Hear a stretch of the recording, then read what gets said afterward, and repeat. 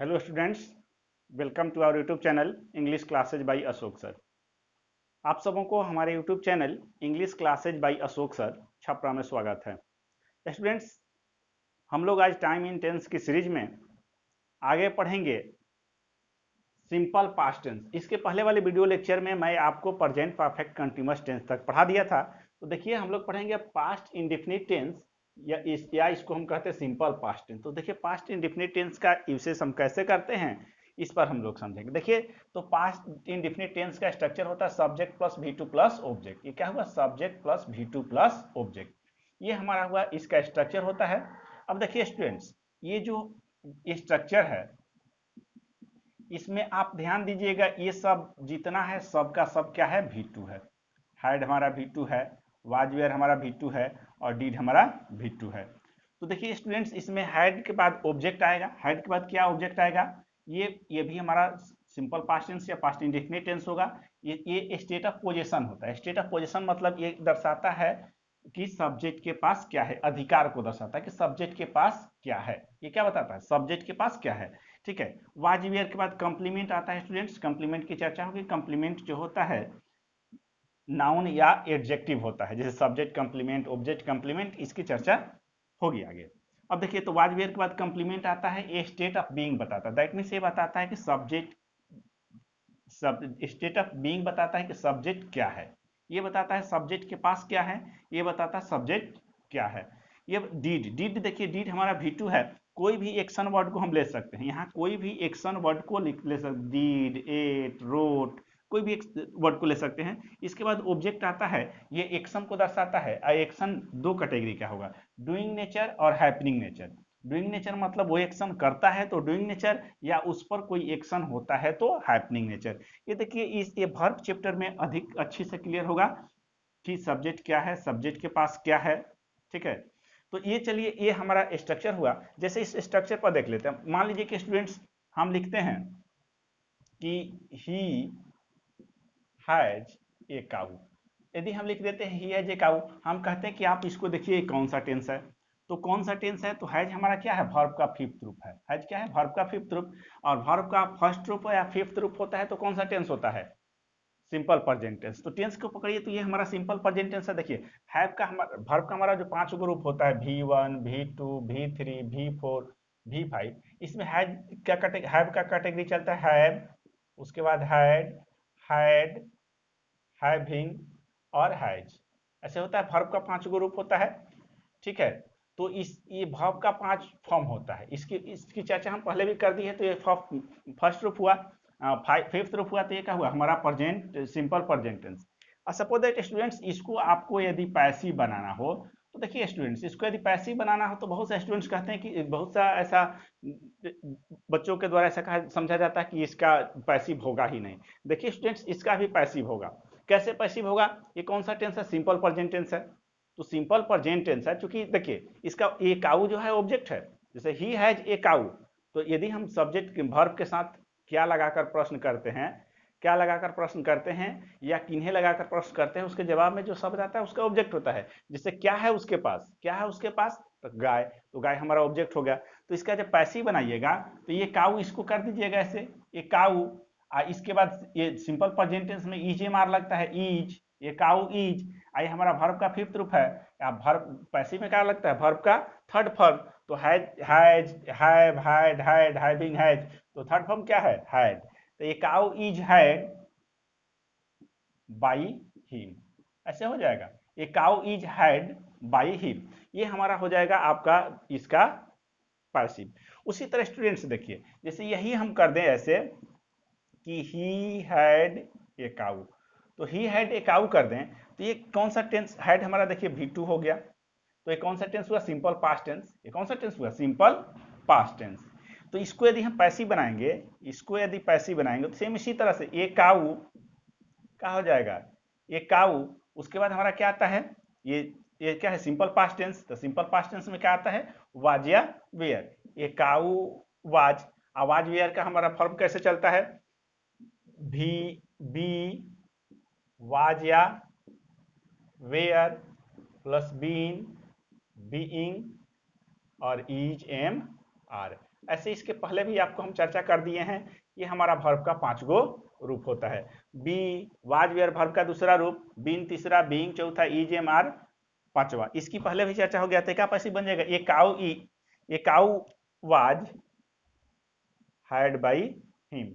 अब देखिए स्टूडेंट्स, यदि किसी बच्चों को ज्ञान सीमित रहता है तो वो कहते हैं कि ये कैसे होगा, उनको समझ में नहीं आता है, इसलिए इसको आसानी से आप पैसिव फॉर्म में भी कर सकते हैं।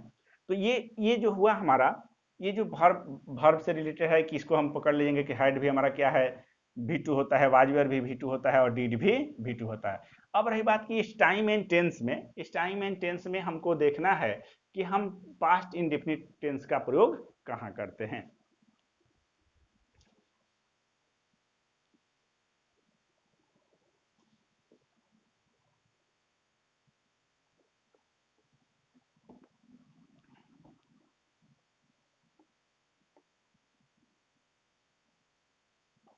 देखिए स्टूडेंट्स, ये क्या करता है past tense, it expresses the time of any permanent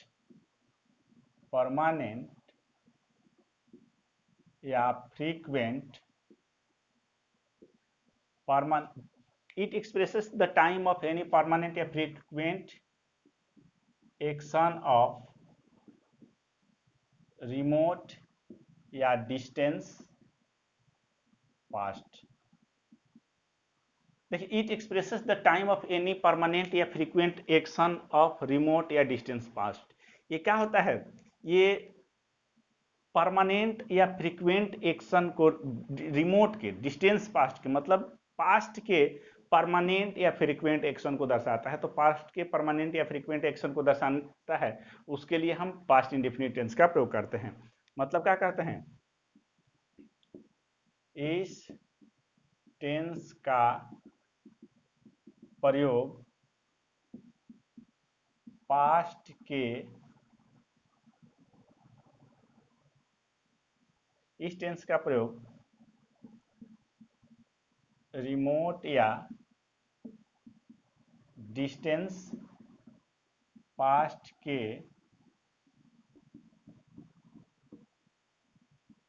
permanent या फ्रीक्वेंट एक्शन को दर्शाने के लिए किया जाता है। इस टेंस का प्रयोग रिमोट या डिस्टेंस पास्ट के परमानेंट या फ्रीक्वेंट एक्शन को दर्शाने के लिए किया जाता है। तो ये रिमोट पास्ट के क्या करता है, परमानेंट या फ्रीक्वेंट एक्शन को दर्शाता है। इसके लिए हम क्या करते हैं पास्ट इंडेफिनिट टेंस का प्रयोग करते हैं।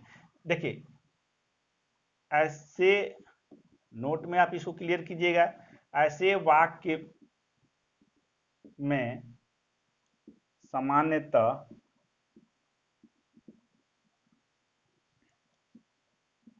डिस्टेंस टाइम बताने वाले एडवर्ब, डिस्टेंस टाइम बताने वाले एडवर्ब जैसे yesterday, ago, before, earlier,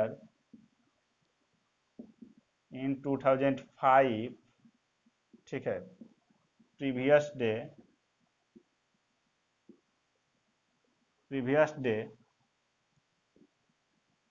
last day, etc।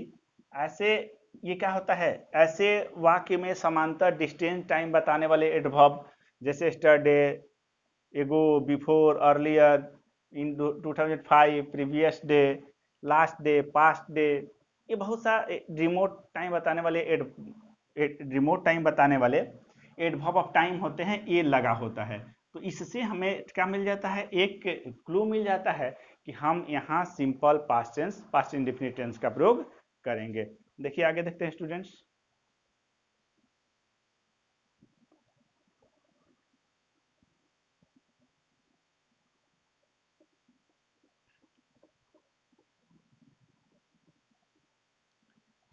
जैसे मान लीजिए कि हम कहें ही खाली स्थान दिल्ली स्टरडे, यहाँ हम आपको दे दें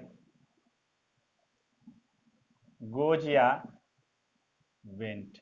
तो देखिए स्टूडेंट्स, ये जो है ये क्या बताता है, रिमोट पास्ट को बताता है। तो इसके लिए हमारा V2 का प्रयोग करेंगे। तो यहाँ हमारा V2 क्या है, वेंट। तो यहाँ हमारा आ जाएगा वेंट, यहाँ गोज का प्रयोग हम नहीं करेंगे, क्या हो जाएगा, वेंट। ठीक है। जैसे वी क्रिकेट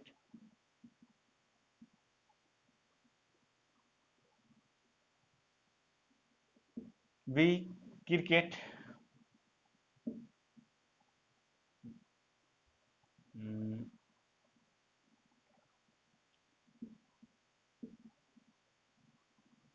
लास्ट नाइट, ऐसे कर देते हैं लास्ट डे। अब देखिए यहाँ वी क्रिकेट लास्ट डे, यहाँ मान लीजिए कि प्ले दे दें या प्लेज दे दें। तो यहाँ क्या भरिएगा, देखिए ये लास्ट डे बीती रिमोट पास्ट को दर्शाता है, इसलिए यहाँ क्या हो जाएगा, प्लेड। ठीक है। तो स्टूडेंट्स इस ध्यान दीजिएगा कि ऐसे वाक्य में ये लगा होता है। इसमें एक चीज और ध्यान देने वाली बात है। अब देखिए स्टूडेंट्स, यहाँ तक तो आपको एक क्लू मिला कि यदि यस्टरडे, प्रीवियस डे, एगो, बिफोर ऐसे लगा रहेगा तो हम उसमें सिंपल पास्ट टेंस का प्रयोग करते हैं। लेकिन देखिए स्टूडेंट्स, कंपटीशन में या कहीं आपको ये पेज कैसे लगा देता है, कैसे थोड़ा सा समस्या हो जाता है आपको समझने में। जैसे ऐसे दे देगा,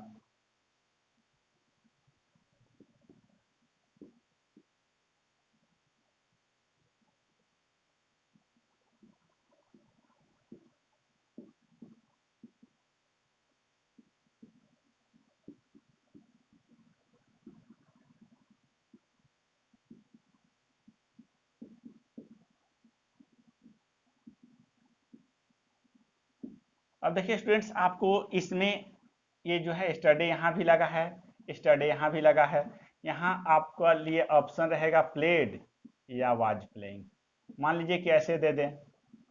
अब आप आंख मूंद करके एक ही शब्द अपने माइंड में रख लेते हैं कि जहां स्टडी लगा हुआ है वहां हम क्या करेंगे, वर्ब का दूसरा V2 का ही प्रयोग करें, उसे सिंपल पास्ट टेंस में ही प्रयोग करें, तो आप गलतियां कर सकते हैं। इसलिए ये आंख मूंद कर मत समझिए कि जब अंत में स्टडी लगा हो तो जय हिंद जय भारत वर्ब का दूसरा रूप लगेगा। ये आपको समझना होगा, क्योंकि देखिए इस दोनों सेंटेंस में यहाँ स्टडी यहाँ भी लगा है और स्टडी यहाँ भी लगा है। तो क्या दोनों में स्टडी लगा है तो यहाँ वर्ब के दूसरे रूप का प्रयोग कर दें? नहीं, गलत हो जाएगा। ही स्टूडेंट्स देखना है, देखिए इसमें आपका ये रिमोट पास्ट दर्शा रहा है तो इसमें आप दूसरा रूप का प्रयोग कर दीजिएगा, ही प्लेड क्रिकेट यस्टरडे। लेकिन देखिए इसके साथ साथ यहाँ आप देखिए दिस टाइम जो लगा है, ये दिस टाइम क्या दर्शा रहा है, स्पेसिफिक पॉइंट ऑफ टाइम। ये दर्शाता है स्पेसिफिक पॉइंट ऑफ टाइम। तो देखिए यदि पास्ट के कोई स्पेसिफिक पॉइंट ऑफ टाइम को दर्शाता है तो वहां पास्ट कंटिन्यूअस टेंस का प्रयोग किया जाता है। और देखिए बच्चे, यही स्टूडेंट्स यहाँ तक तो पढ़े होते हैं, यहाँ तक सब कोई पढ़ाता है कि यदि यस्टरडे लगा हो, ये गो लगा हो, बिफोर लगा हो, last day, past day, yesterday, yesterday night ऐसे लगा हो, प्रीवियस डे लगा हो, तो वहां वर्ब का दूसरा रूप का प्रयोग कर सकते हैं। तो स्टूडेंट्स आप वहां सतर्क हो जाइए कि वह हर जगह सही नहीं होगा, क्योंकि सेकेंड सेंटेंस में आप देख लीजिए यहाँ यहाँ प्लेड नहीं वाज प्लेइंग होगा। क्या होगा स्टूडेंट्स, वाज प्लेइंग। यानी कि इसका प्रयोग हम कंटिन्यूअस पास्ट कंटिन्यूअस टेंस में करेंगे। तो इसका मतलब क्लू निकल रहा है कि पास्ट कंटिन्यूअस टेंस का प्रयोग हम कहाँ करते हैं कि specific point of time in past, मतलब पास्ट के किसी बीते हुए समय के एक स्पेसिफिक पॉइंट ऑफ टाइम को दर्शाता है। तब हम क्या करते हैं, वहां पास्ट कंटिन्यूअस टेंस का प्रयोग किया जाता है। तो यही आपको देखना है, दोनों में यस्टरडे लगा है। इसको आप यदि क्लियर नहीं करते हैं तो आप गलतियां कर सकते हैं। जैसे हम कहते हैं when I knocked the door he खाली स्थान, मान लीजिए कि यहाँ हम कह दें स्लेप्ट, यहाँ कह दें वाज स्लीपिंग, यानी कि जब मैं दरवाजा खटखटाया, when I knocked the door, जब मैं दरवाजा खटखटाया, ही स्लेप्ट, वह सोया था, जब मैं दरवाजा खटखटाया तो सोया था, या वाज स्लीपिंग, या सोया हुआ था। तो देखिए जब हम दरवाजा खटखटाएंगे तो वह स्पेसिफिक पॉइंट ऑफ टाइम होगा, तो वहां एक्शन जो होगा वह पास्ट कंटिन्यूअस टेंस में हो जाएगा, वाज स्लीपिंग, मतलब वह सो रहा था। तो इसी तरह से स्टूडेंट्स आपको थोड़ा सा समझना होगा कि कहाँ हम सिंपल पास्ट टेंस का प्रयोग करेंगे और कहाँ पास्ट कंटिन्यूअस टेंस का प्रयोग करेंगे।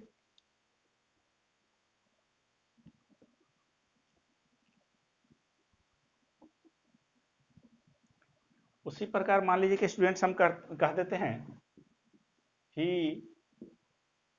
दिस सब्जेक्ट यस्टरडे, यहां भी यस्टरडे आएगा, ही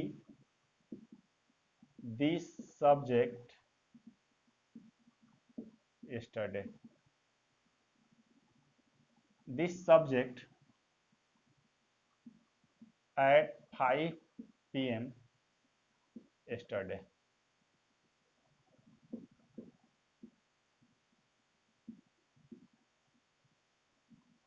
और यहाँ आपको स्टडीड कर देते हैं और वाज स्टडिंग कर देंगे।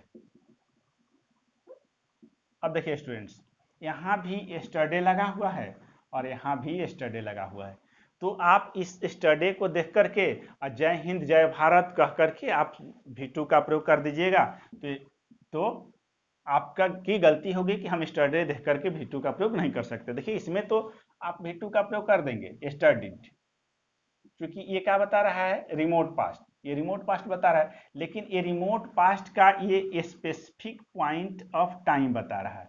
क्या बताया, स्पेसिफिक पॉइंट ऑफ टाइम। तो स्टूडेंट्स आप ध्यान रखिएगा कि यदि कोई भी स्पेसिफिक पॉइंट ऑफ टाइम बताता है पास्ट का, तो इसके लिए पास्ट कंटिन्यूअस टेंस का प्रयोग किया जाता है। तो यहाँ हो जाएगा वाज स्टडिंग।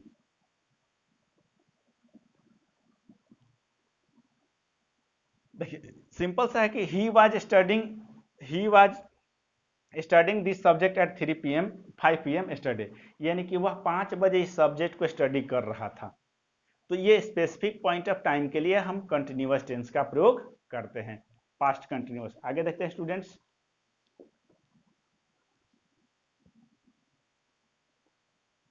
अब पास्ट कंटिन्यूअस में आप इसको ध्यान दीजिएगा, जैसे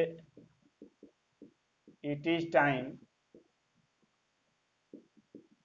it is high time, it is opportunity,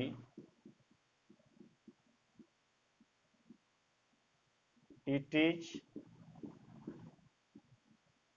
high opportunity,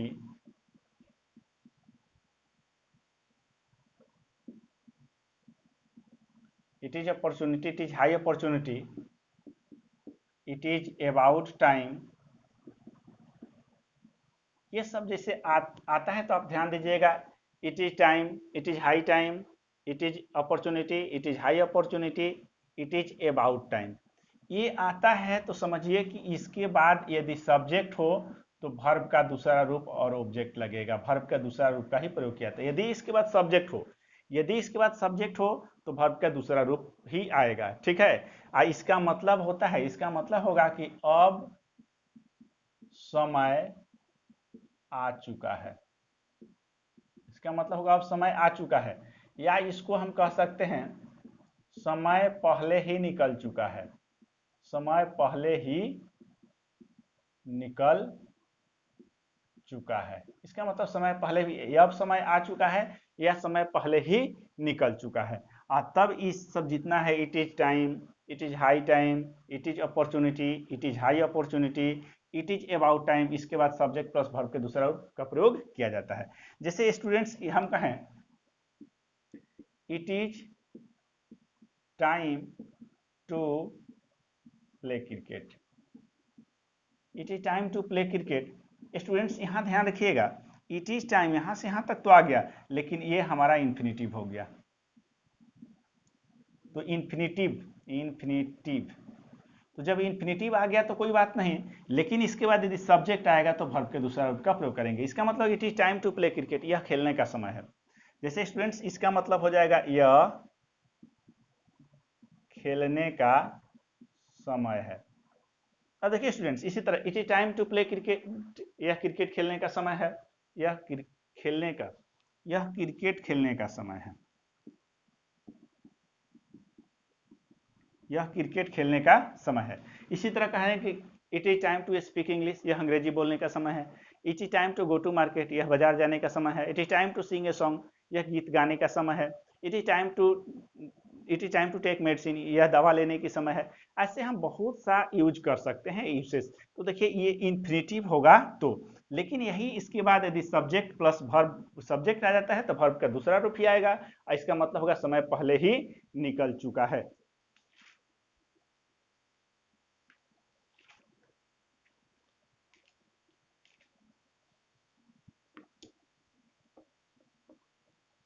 देखिए स्टूडेंट्स, ये है, हम जैसे कहें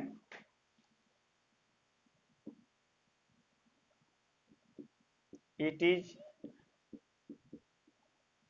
टाइम यू,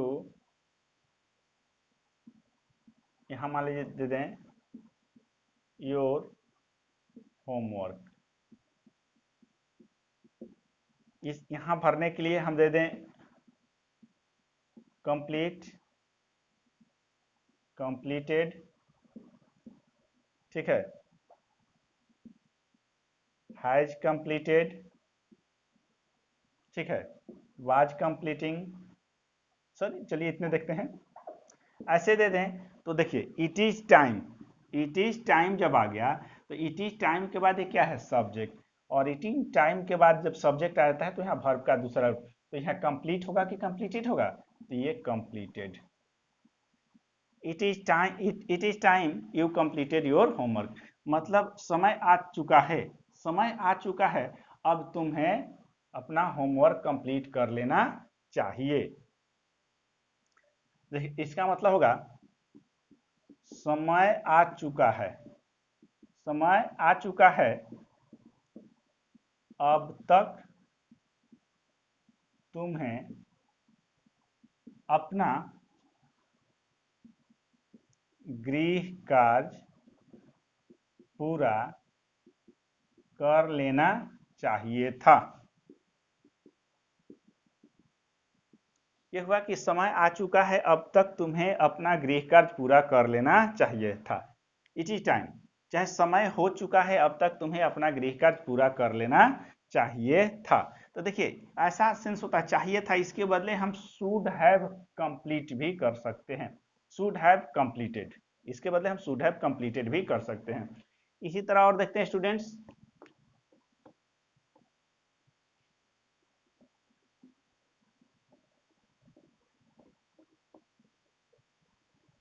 जैसे हम कहते हैं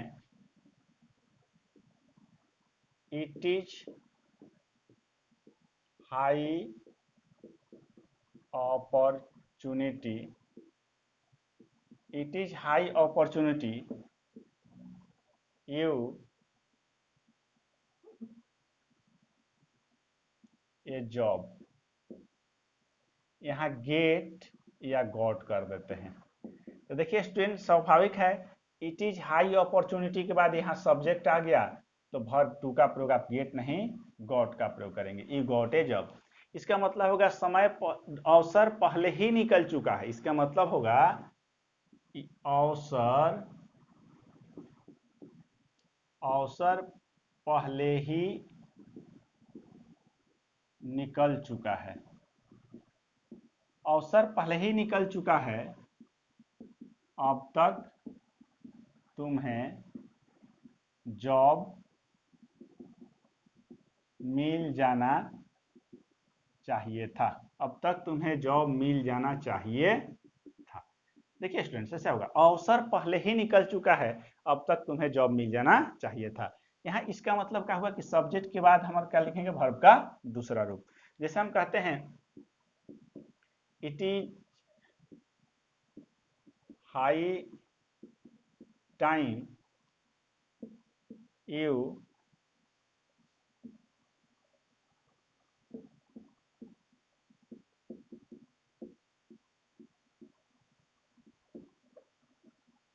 it is high time you खाली स्थान ए flat in Delhi.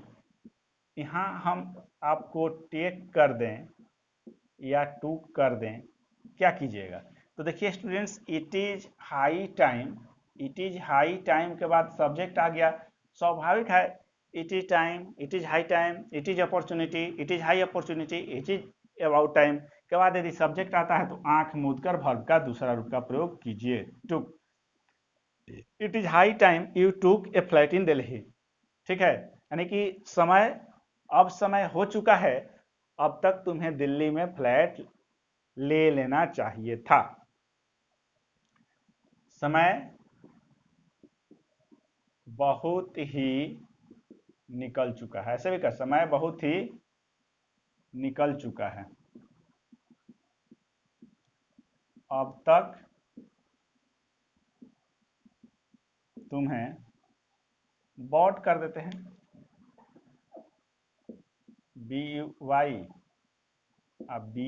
BYGST bot, यहाँ बॉट कर देते हैं। अब तक तुम्हें दिल्ली में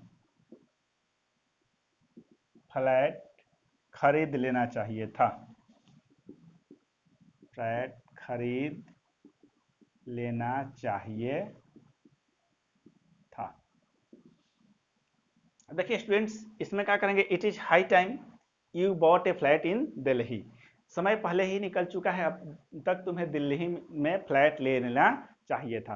तो इसमें कोई भी हो, it is time, it is high time, it is about time, it is time, it is high time, it is opportunity, it is high opportunity, it is about time, इसके बाद यदि सब्जेक्ट आता है तो आपको वर्ब के दूसरा रूप लगाना पड़ेगा। इसका मतलब होगा समय पहले ही निकल चुका है या अवसर पहले ही निकल चुका है। ठीक है स्टूडेंट्स, यदि यदि आपको मेरा वीडियो पसंद आए तो आप इसे लाइक जरूर करें। आपका एक लाइक हमारे मनोबल को बढ़ाएगा, और जैसे जैसे हमारा मनोबल बढ़ेगा मैं आप लोगों को अच्छी से अच्छी, बेहतर से बेहतर एजुकेशन देने का प्रयास करूंगा। इसलिए स्टूडेंट्स, आप सबों से मेरा रिक्वेस्ट है, प्लीज अधिक से अधिक लाइक कीजिए और अपने दोस्तों के पास शेयर भी कीजिए। और हाँ, यदि जो स्टूडेंट्स या जो दोस्त हमारे वीडियो को पहली बार देख रहे हों, हमारे चैनल पर नए हों, वह कृपया सब्सक्राइब कर दें और हाँ, बेल आइकन को अवश्य दबा दें ताकि सबसे पहले नोटिफिकेशन आप तक पहुंचे। तो चलिए स्टूडेंट्स, हम लोग आगे बढ़ते हैं और इसमें आगे देखते हैं। आपको ये समझ में आ गया होगा।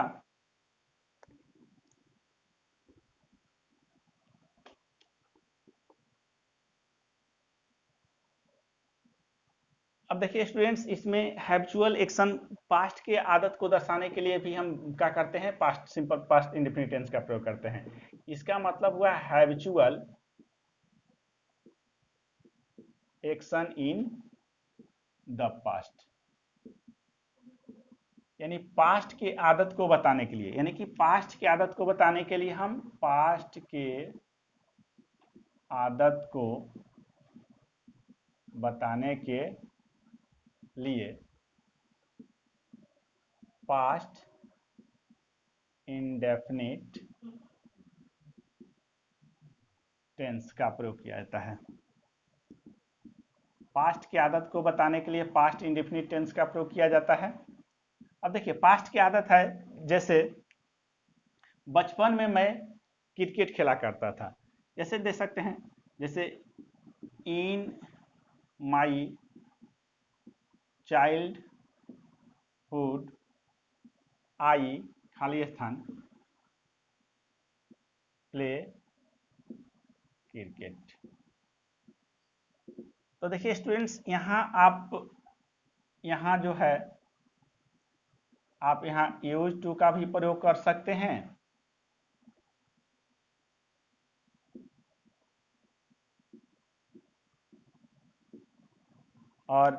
यूज टू का भी प्रयोग कर सकते हैं और वुड का भी प्रयोग कर सकते हैं। ये यूज टू भी हैबिचुअल आदत को बताता है और पास्ट ये वुड भी आदत को बताता है।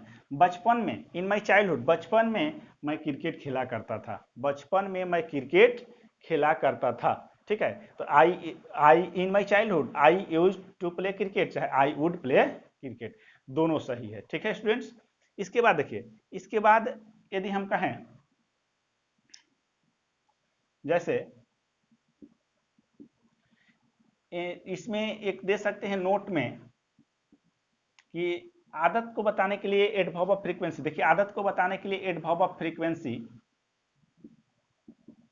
आदत को बताने के लिए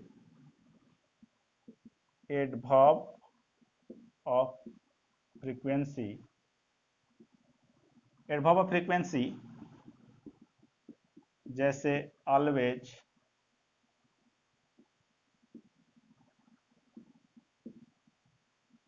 never, hardly, scarcely, seldom, seldom, occasionally,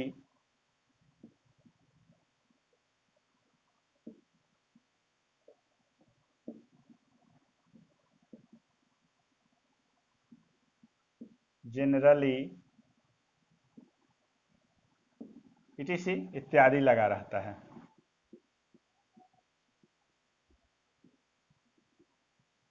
ये सब क्या है, आदत बताने वाले सेंटेंस में लगा रहता है। जैसे आई ऑलवेज प्लेड क्रिकेट, मैं हमेशा क्रिकेट खेला करता था, आई ऑलवेज प्लेज क्रिकेट, मैं हमेशा क्रिकेट खेला करता था।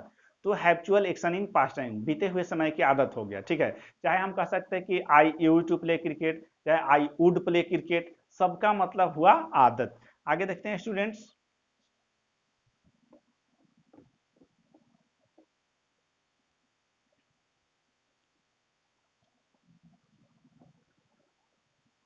जैसे देखिए हम कह दें आई ऑलवेज प्लेड क्रिकेट, मतलब मैं हमेशा क्रिकेट खेला करता था, तो ये आदत बता रहा है मैं हमेशा क्रिकेट खेला करता था। आई यूज टू प्ले क्रिकेट भी कर सकते हैं, आई वुड प्ले क्रिकेट भी कर सकते हैं। ठीक है, तो जितना जितना ये एक जितना भी ऑलवेज एडवर्ब फ्रीक्वेंसी होगा, सबके सब क्या करता है, आदत को रिलेट करता है, आदत को बताता है। ठीक है स्टूडेंट्स, इसके बाद थोड़ा सा और इसमें आप बढ़ जाते हैं, बता देते हैं आपको। अब इसमें देखिए, यदि इफ लगा हो, ऐसे कर देते हैं, जैसे एज इफ या एज दो, एज इफ या एज दो होता है, इसका मतलब होता है मानो, इसका मतलब क्या होता है, मानो। ये लगा हो, उसके बाद I wish, he wishes, she wishes, they wish, ये सब लगा रहेगा। तो इसके बाद हम क्या करते हैं, इसके बाद सब्जेक्ट प्लस V2 का प्रयोग करते हैं। इसके बाद क्या करते हैं, इस सब के बाद हम सब्जेक्ट प्लस V2 का प्रयोग करते हैं, मतलब सब्जेक्ट आता है तो इसके बाद वर्ब का दूसरा रूप का प्रयोग किया जाएगा। जैसे देखिए स्टूडेंट्स, इसका मतलब हुआ मानो, जैसे इसका मतलब हुआ मानो, जैसे हम कहते हैं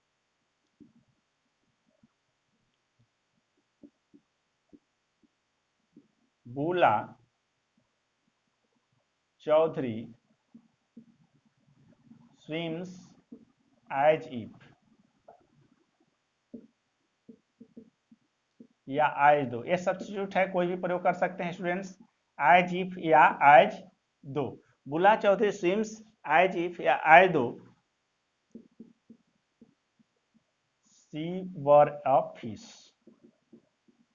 बुला चौधरी स्विम्स एज इफ सी और अ फिश।